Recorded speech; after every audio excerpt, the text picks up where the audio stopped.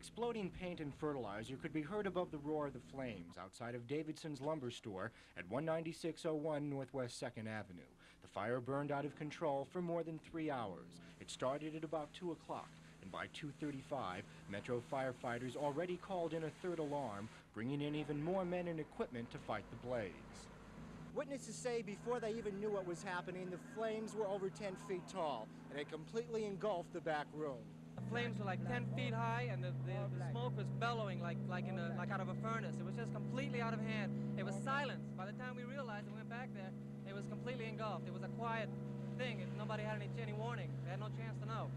Did it seem as if the fire had been going for a while before it was reported? It had to. It had to be going for at least 10 minutes quietly. Nobody heard it because it's quiet in the back of the store. Nobody goes back there. No smelling, nothing. Well, the problem with this fire is that the tremendous amount of smoke and heat that's being generated inside the building. Also, with the combustibles that are in there, and they're stacked quite high and quite close together, it makes it very difficult for the men to maneuver around, plus the fact that they just can't see. Why is this fire still out of control? Well, it's a large fire, and once the fire moved and it started through, most of this is very highly combustible material in there, and it's generating a vast amount of BTUs, and it's just very difficult for it to get in and put it out. The building and its contents may be a total loss, and damages may approach $500,000. The cause of the fire is undetermined. Arson investigators are questioning at least one witness who saw a small boy running from the rear of the store shortly before the fire broke out. Al Sunshine, Channel 4 News. At first, arson investigators thought a small boy running from Davidson's Lumber store at 19591 Northwest 2nd Avenue may have been responsible for the blaze. The flames were so hot that glass and metal twisted and melted. It took almost 4 hours to control, and fire inspectors now say the losses could exceed $1 million. This is all that remains today of the rear storage area at Davidson's Lumber, and at this point is where the probe into the cause of the fire is now centered. Investigators now believe the cause of the blaze may have been an electrical fixture.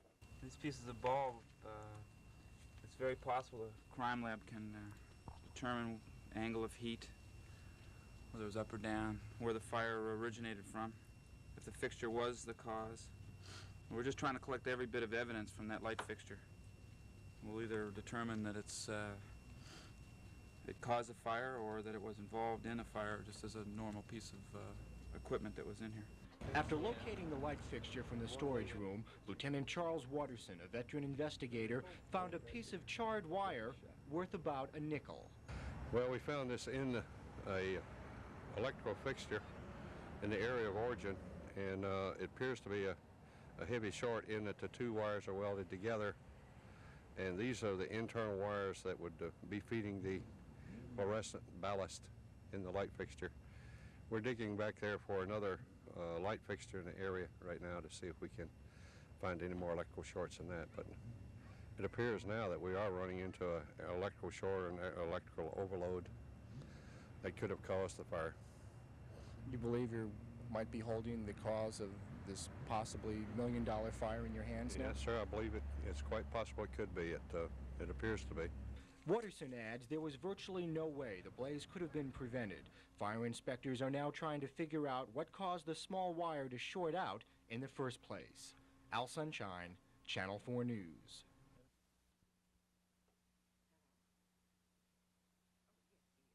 Craig Mefford is the man in charge of building Dr. Johnny Jones' new home. Wilkinson and Mefford contractors near Naples submitted plans for Jones' home at Golden Gate Estates, but Mefford says Dr. Johnny Jones submitted his own plan calling for a special custom kitchen sink to go in with the rest of his new plumbing fixtures. Mefford took notes on the conversation, writing out the name of a plumbing company Jones had requested. Mefford says Dr. Johnny Jones specifically requested prices at Bond Plumbing in Miami. Mefford's records have been seized by the Dade State Attorney's Office, and he's been advised not to talk in detail about the case. He's already talked with investigators, telling them that after all of the publicity of the gold plumbing case, Dr. Jones then told him to forget about the special plan and go back to the original plumbing design.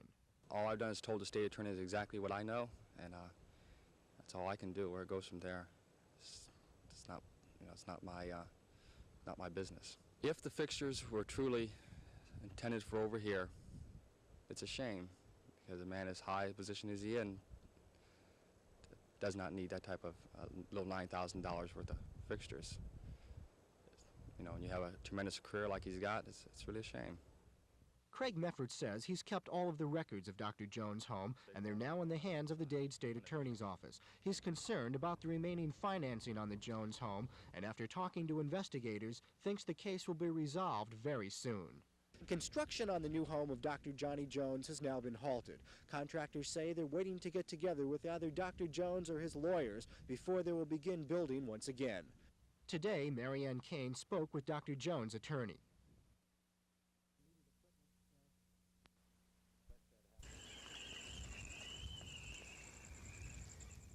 The winds began picking up in Key West shortly after 8:30 last night. Forecasters predicted gusts up to 55 miles an hour. Trees were blown violently by the strong winds. At about the time Hurricane Allen was at its closest point to South Florida, about 250 miles south of Key West, the only effect could be seen was a slight rain and strong winds. National Weather Service forecasters in Key West kept a careful watch on Allen throughout the night. They expected the big storm to buffet the Keys with high winds and torrential rains. Considering that it was a weather system several hundred miles across and that the center of us missed us by a little over 200 miles, there was every reason to be concerned that there would be a threat.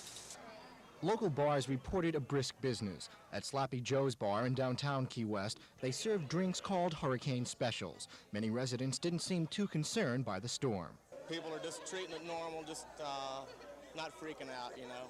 Instead of busting up the highway to get out of the way, nothing.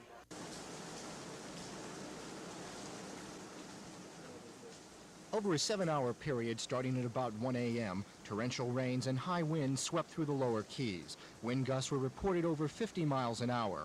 Fortunately, there was no serious damage. Hurricane watchers predicted the effects of the storm, now many hundreds of miles from the Keys, would still be felt throughout the day. Areas of Key West were flooded by early morning. Waves pounded the shore, driven by 40-mile-an-hour winds. Hurricane Allen spared South Florida its full fury. But in the lower Keys, it was still very apparent that Allen, a big, dangerous storm, was capable of showing its strength many miles away.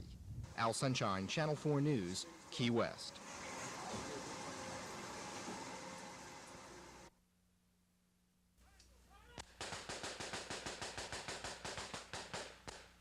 It looks like it should be El Salvador, Nicaragua, or Cuba, but it's a commando training base just minutes from metropolitan Miami on the outskirts of the Everglades. The 60-acre property is believed to be owned by local Cubans. The camp commander is Hialeah nurseryman Jorge Gonzalez, known as Bombillo. The commandos being trained here buy their own guns. They pride themselves on doing everything legally. The Cubans have been joined over the past weeks by several units of Nicaraguan refugees. They are united in their goal. They want to return to their homelands and fight against communists.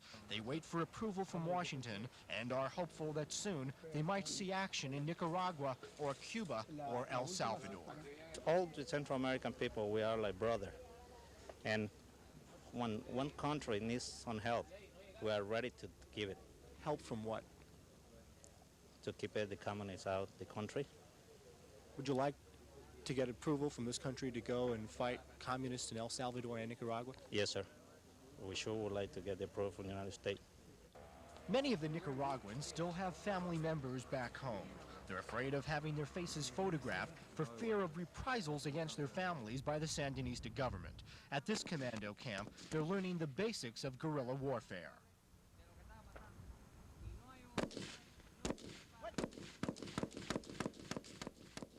Local police are aware of the West Dade military camp and say the groups are apparently not breaking any law.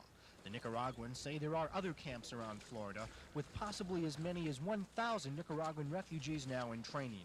Many in the camp are optimistic they'll soon be allowed to go into action. It's impossible to know how truly dedicated these people will be to wage war against communism outside of the United States. But camp commanders say with this type of military training, if they're ever given the go-ahead by the Reagan administration, at least they'll be ready. Al Sunshine, Channel 4 News at the Everglades training camp.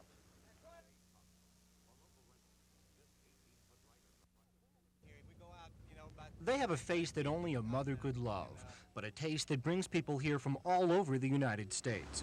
The Florida Keys were jammed today with boaters taking part in the first of a two-day sportsman season on Florida Lobster.